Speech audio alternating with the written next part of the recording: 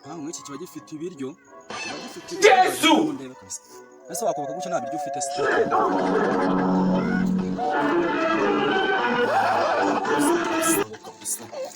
Kosa aranyengurira akagenda mu manzi.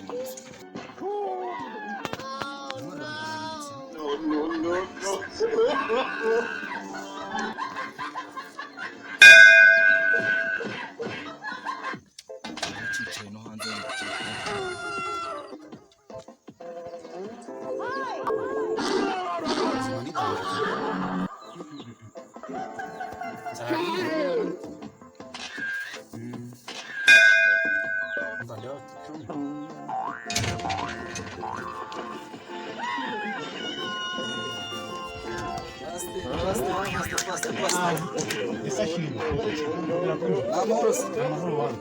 Jemba magenda rero isaha ariko nyese ndagenda ngo nibi What?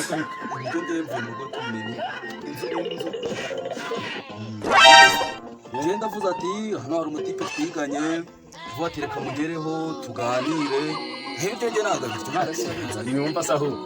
Ntabwo ibiryo bujye bikunda. oya nge reka mubwire sibyo hacu usanga ibiryo turimo turabigaburira ingurube niba turi kubikuzukira n'inkoko Noneho ubwo rero mutaryoye. Behe ibiryo mwabiha. Noneho ko nta kibazo rero ubwo nagize ngo nta kibazo none ubwo nari mfite ikibazo. Nasuru burya amandazi. Mbona kuye ko tunane n'ibyo nabutse n'amandazi Kwasesha. Ubu koko ariko mwabaye mute ko. Ubu umva. Uvuze kutari wagiye umva. nasina kunabizoma. Ijya kugenda umanza ufata ibyo mu mwera urumva noneho bano reka nigendere mwa niryo ndararira uri nkure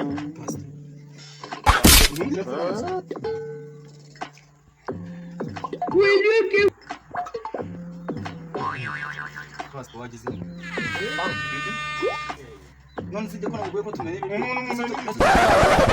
wagize reka mubyize kuri none iririnda sata nabi ngiye kura ndiguhe ako se passe none so kubiza abantu basagira tukibafite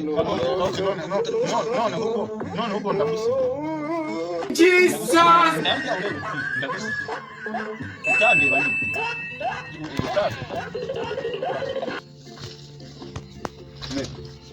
ngo barangaye cyane mwerekeze aho kugende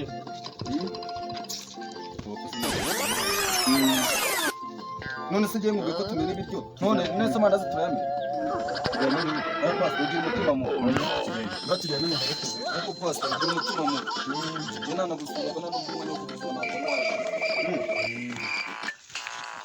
passe najye mama Rosana Genda kufanya ama imani zio mzuri wowe ko sasa kuyaka ariko ntabwo ryari ryanjye ubwo turisangire kubera ko ari Jesus! nureba nakumana tuzi